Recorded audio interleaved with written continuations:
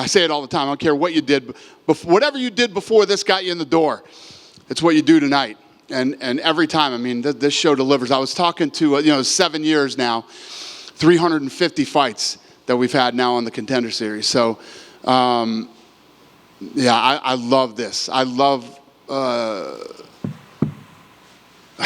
was just talking to Kevin's trainer out there, and he was telling me, this kid's, he's 25 years old. He said he grew up very, very poor. Like, poor like we can't imagine. And it's all been about fighting. He was going to be a professional fighter someday. And when you hear that story about this kid, you could see it tonight. He went in there with a guy who was actually bigger and stronger than him. He came in on short notice. He's a 3-1 underdog. Once this kid tasted his power and the combinations that this kid was putting on him, Diaz wanted nothing to do with that. He tried to hold him down, wanted to keep him down. This kid kept getting up, and every time he'd get up, he'd unload. A very tough dog fight, he was in tonight, and he looked damn good. I really like this kid a lot, and I'm excited about him. But that's the shit that I love, those type of stories and the way these kids fight. And then you look at this kid, Peyton, and what you could see tonight, first of all, how tough is Cortez Jr.? I mean, this kid's so tough. Took some big shots. But you look at a kid like Peyton tonight, again, 24 years old. If this kid keeps his head together, he's special. You see it here tonight. You look at the guys that have come up through the Contender Series and what they're doing now in the UFC. It's just, I love this shit. How challenging is it tonight, right? Because you had a lot of decisions. I mean, like Tom Nolan, no brainer, right? Goes out there and throws a highlight reel. We could all write that contract. But the decisions, like, how much more challenging is it for you to go, like, yeah, we're going to give this guy a shot versus, they didn't have the highlight reel finish? Yeah, well, I didn't like the heavyweight fight. I didn't like the heavyweight fight at all. Like I said, it's not the most exciting fight of the night. But when you look at Machado, he was an underdog, right? And he beat a guy who was on an 11-fight win streak and beat him easily. I mean, I don't know what his significant strikes were tonight, but it was a big number too. So how do you deny the guy? He came in and, if he just beat a guy that was an average guy, he beat a guy on an 11-fight win streak. Guy hasn't lost a fight since his first fight and did it easily, so you take him. And then, the last guy is the other guy that you would question. I'm not looking for 35-year-old contenders, but 47 wins in kickboxing with 27 knockouts. Now he's got 4. He's 4-0 in MMA with 3 knockouts.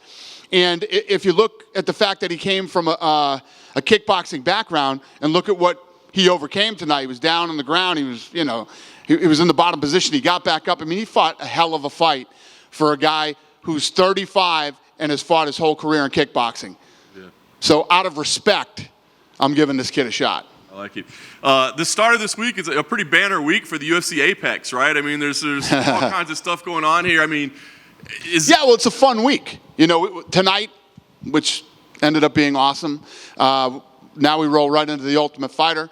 Power Slap tomorrow. They got to rip this whole thing down and rebuild for tomorrow.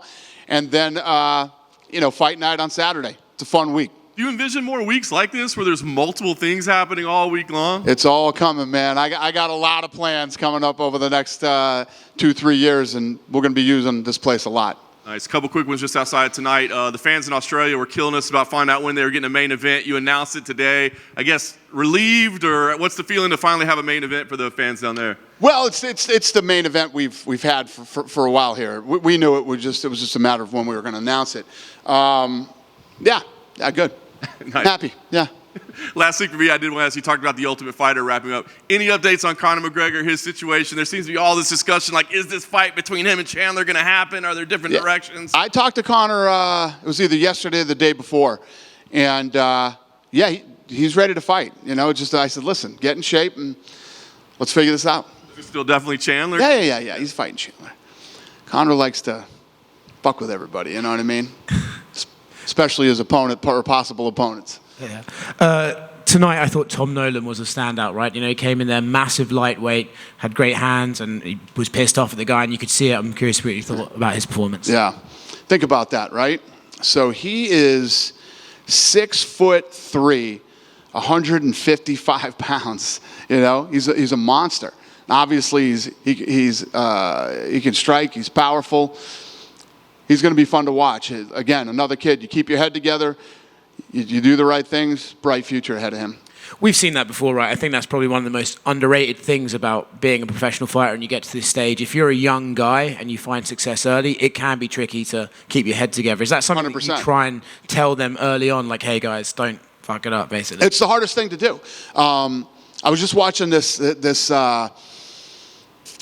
clip of Muhammad Ali the other day on Instagram, and he was being interviewed, and they were asking him, what's the toughest part of being a fighter? Is it the training? Is it the this? Is it the that? And Muhammad Ali says, it's the women and the partying. He says, when everybody's out having fun and living it up, I'm going to bed at 9 o'clock and waking up and training the next day. It's the truth. If you can keep your head together and, as you start, some people deal with fame really well and some people deal with it the exact opposite. So if you can keep your head together and stay focused with the amount of talent that we see on this show, who knows what the possibilities are. You guys offer them the PI, right? And nutrition and everything. Is that something you ever think about maybe offering them like therapists to help them with fame or anything? Is that something you can see the UFC offering guys? Yeah, I mean, I guess if somebody really needed it, we would. It's just, I don't think it's one of those things that you either can or you can't. You know what I mean? I mean, how many fighters do we have under contract now? 656 guys going to go through therapy and girls go through therapy. I mean, to deal with fame, it's not a reality. But you can either do it or you can't. Outside of this one, I was with Nate Diaz last week, and he was very complimentary about the UFC. He said he missed the UFC. I know that he said he wants to come back. Is that something that you reach out to him, or do you wait and see if he reaches out to you? Well, we feel the same way about Nate. Always have. I've always joked around about dealing with the Diaz brothers, but these two, you see it now. I mean, they're two iconic fighters that 20 years from now everybody will remember and talk about. And this will always be Nate's house. Nate grew up here. He came in on The Ultimate Fighter. He fought some of the biggest fights ever here, and we love the kid. I don't know about fighting in the future, but this is always going to be his house, and we'll see. Did you enjoy his guillotine that he got in the 10th round? Did I what? Did you enjoy his guillotine that he got on Jake? I saw it on the internet, yeah.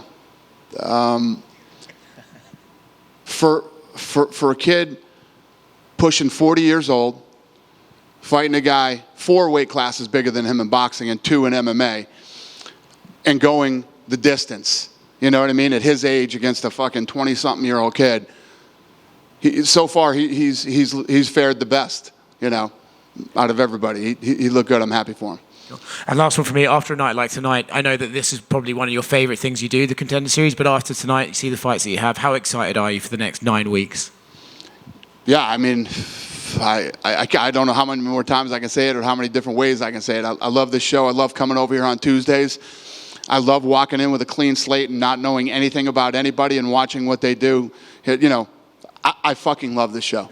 I love this show. That's all I can say. I mean, I don't know how many different ways I can say it. I love it. Dan over here. Yeah. Oh. So you seem pretty adamant about Peyton Talbot. I saw that you stopped him after he had won his fight when he was going to the back. What words did you tell him? Yeah, I was telling him that he broke the record for significant strikes in that weight class. And, that was it. Does he remind you of another tall bantamweight fighter that came through the Contender Series one day? Ask me that again? Does he remind you of another tall bantamweight fighter that won the Contender Series? Yeah, well, I mean, the way that kid fought tonight, I mean, he's only 23 years old. He looked like a straight killer tonight. I mean, when you talk about what I'm looking for, on nights like tonight, you couldn't perform better and you couldn't pull it off better than he did tonight. He looked incredible. Hey, Dana. Yep. Someone with Cesar Almeida, right? You said he's 35 years old, but he's had this big kickboxing history. What do you do with him? Like, is he someone like Alex Pereira where you kind of rush him? Because, I mean, he's fought Alex, right? So, like, what do you do with him? Here's the thing about him. he was in some bad positions tonight that a guy with, 50-something kickboxing fights you'd think would be in big trouble. Totally composed, like a vet and a pro. Took his time, worked his way out of positions, never freaked out, never panicked. I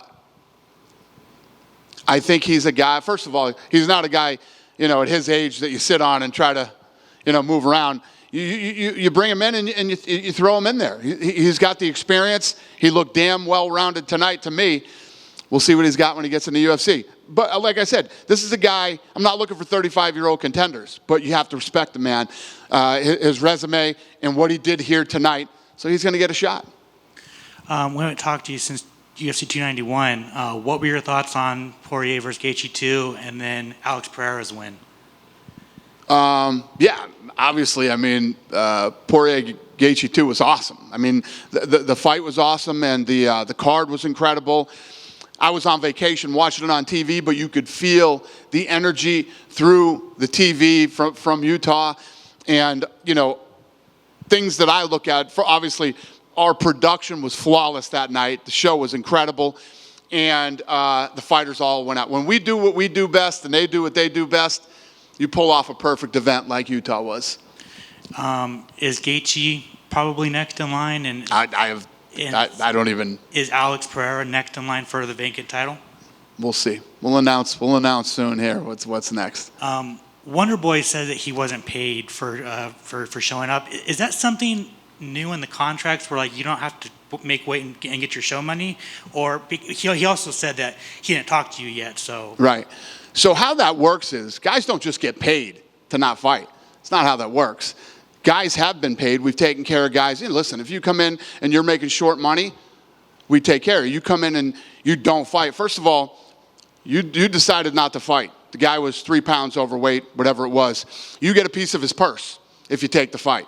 But if you decide you don't want to take the fight, we also offered him another fight.